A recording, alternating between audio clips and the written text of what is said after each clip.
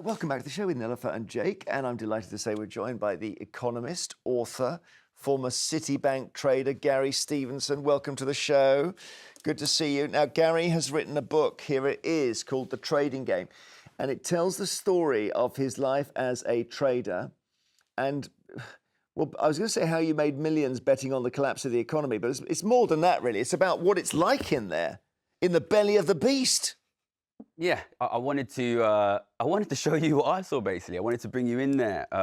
There's a lot of film and TV about trading floors, but I wanted to really show you what it was really like, the unglamorous side. Okay, I'm going to show a clip of this show I'm watching at the moment called Industry. Not suggesting it's exactly like what you were doing, but I wonder if there might be similarities. Have a look. What's our number? What is our desk's budget for the year?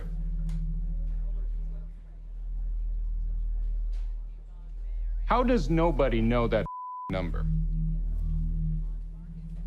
I go to bed with that number.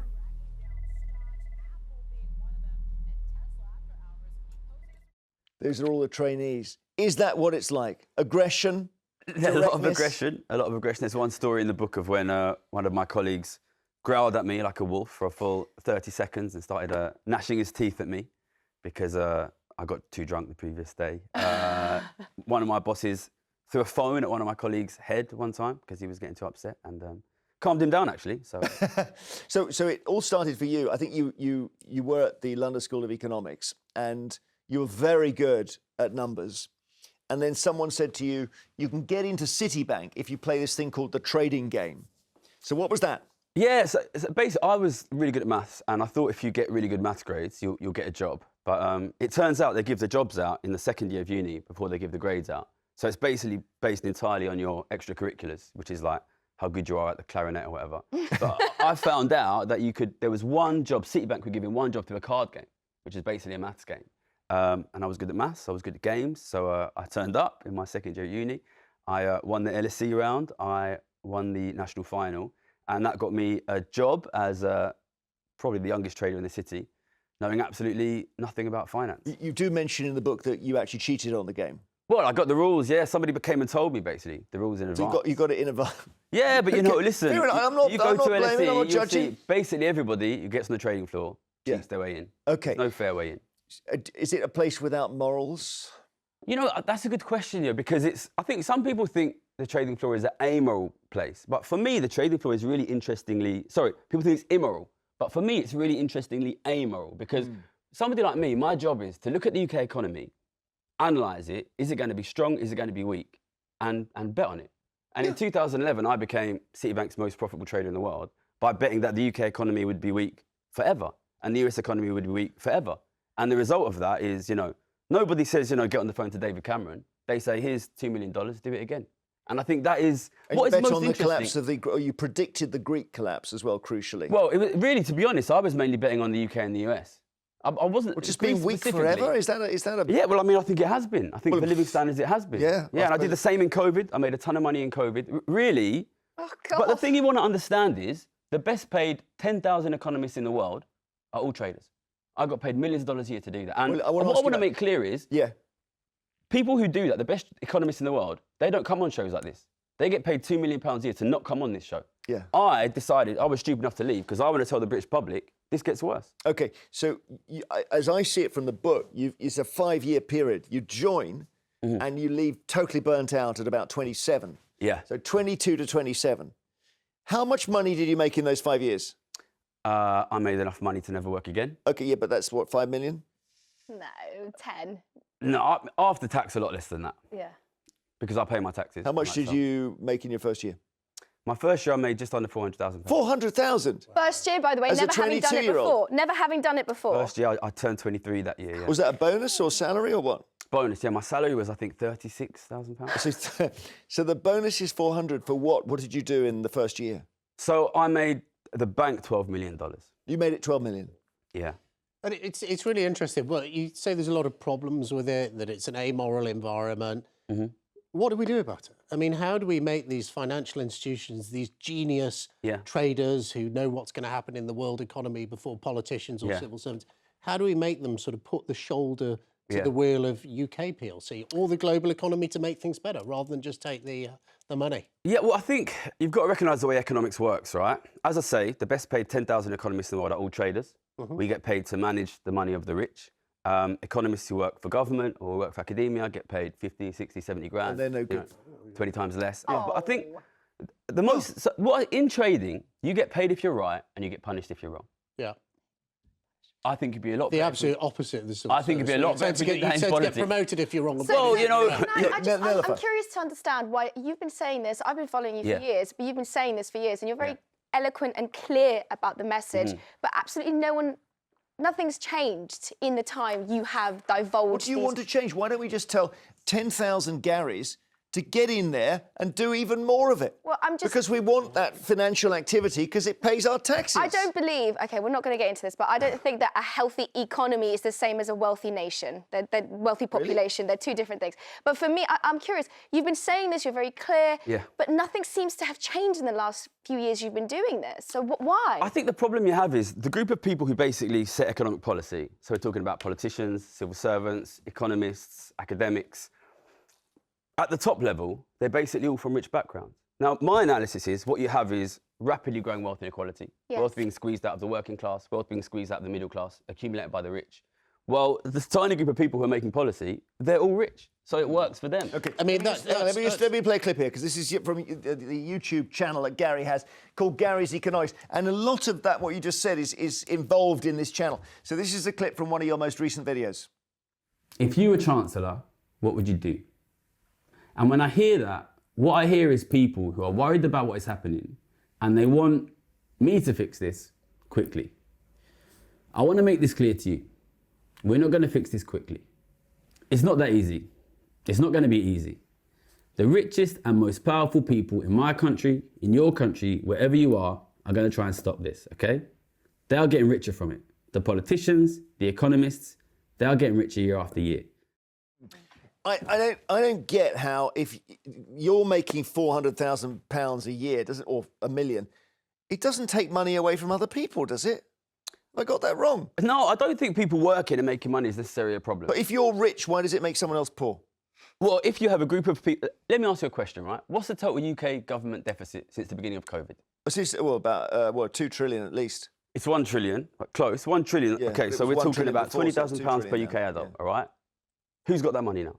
So if every single adult in the country should be 20 grand richer, because if the government gives £1 trillion out, somebody gets £1 trillion. Well, I would like to ask your audience, are you 20 grand richer? I am not. So who has got that money? So I did the analysis. I did the analysis of who's going to... A lot of that went to the public. A lot of that goes in... OK, so you think the public... Look, you know, if you look at the massive increase we've seen in benefit spending, it's in the, you know, it's all over the papers today, actually, because the Labour Party done something about it. We're going to do something about it.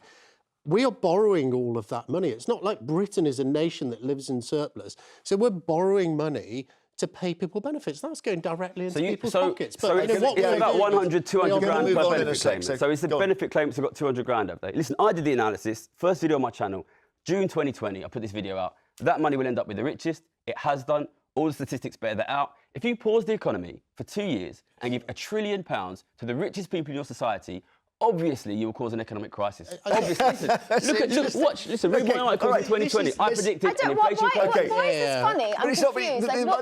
I'm following everything you're saying, and I think because it's not true. Well, it's just lazy. I don't think it's I made millions of pounds betting on it. You know, you may well have done. You may well have done, but it's just lazy. The vast majority of the debt that was incurred during COVID, I was there, was given to the British people in furlough.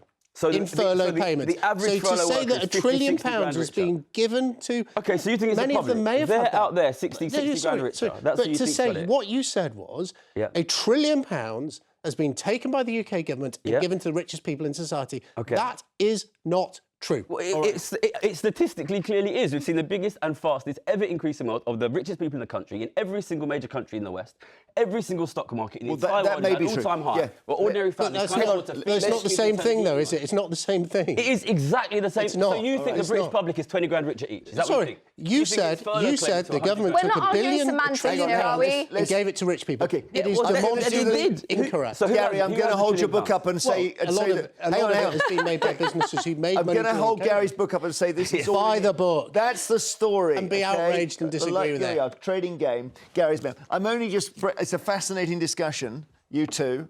And Gary, you've got to come in again as our guest. But I want to just move on to some other stories. So, in the Times, Nellifer, the annual weigh-in for millions of people to fight obesity.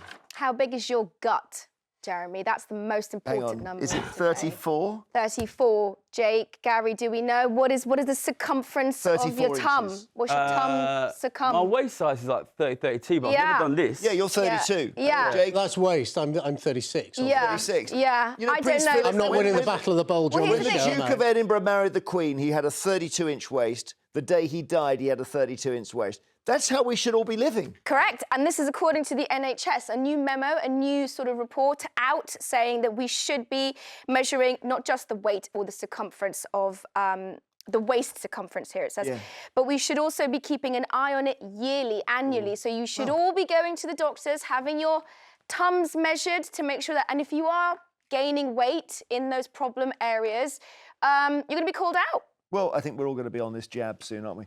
So Matt Allwright is talking about this later when he covers Storm's show. Should we have annual weigh-ins to tackle obesity? Maybe we should all just get the jab and that's it. Would you go on it? I think thoroughly depressing, the idea that we live in a country where you've got to take medication to stop yourself eating. What's really important about this is about healthy life. So we're all going to live longer, but what we all want is a healthy, long life. And in retirement, if you want to be able to, go on holiday, spend time with your grandchildren, kick a football in the park with them, you need, in your middle life, to take your weight seriously. And that's why this is a really good idea. I'm not sure the NHS needs to do it necessarily. It could be done by pharmacists. It could be done by others. You could do it for yourself, for example, but it is really, really important. But do we not need to then, and I'm not saying I agree with this, stigmatise being overweight?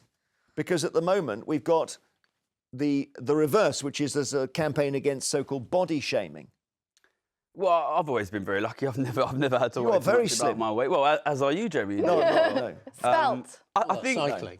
I lived in Japan for 2 years, and the rate of obesity is really, really low there. And It is. I do worry sometimes that we put too much focus on the individual when obesity is like pretty obviously a societal problem. 50, 60 years ago, there was almost no obesity in this country. Yes, because we didn't have food deserts. We didn't have such high levels of subsidies for processed foods, for meat, for things like that. And so I think the ultra-processed food debate... Poverty is a I agree. massive I part think of that's it. the thing. Absolutely. Everyone needs to be eating rye bread.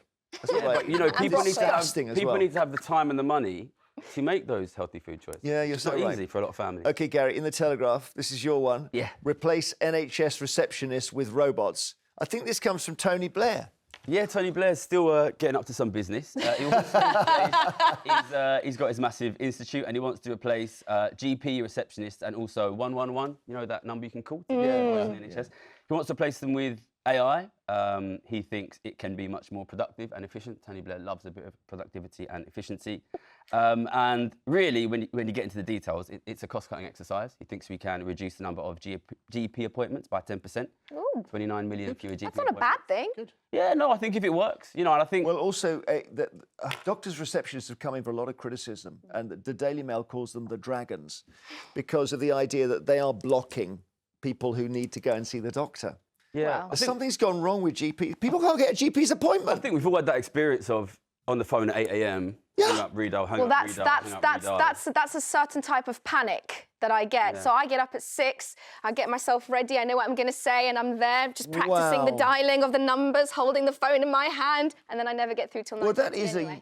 that is an utter failure. Honestly, I do of that. the It's so NHS. scary. It really is scary. I think this is not a bad idea. Yeah, Jake. So many adults in the UK, I think it's actually nearly half of adults in the UK are seeing their GP once a month, which is just too much. We have these super users, they have comorbidities, they have all sorts of health issues, not their fault, Season ticket. but they're seeing their GP far too much. Look, the NHS is not a job creation scheme.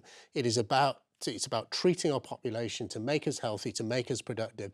And if through the proportionate use of technology, we can free up doctors' appointments for people to see the GP more rationally, more regularly, I agree with it. Okay. The only thing I'm worried about is the further depersonalisation of healthcare. And I think that personal relationship, particularly with doctors, is so important. Quite agree. I'll just show you this video, this is Starbucks have had to pay $50 million to somebody. And this is what happened. She hands him the drinks and he spills them on his lap.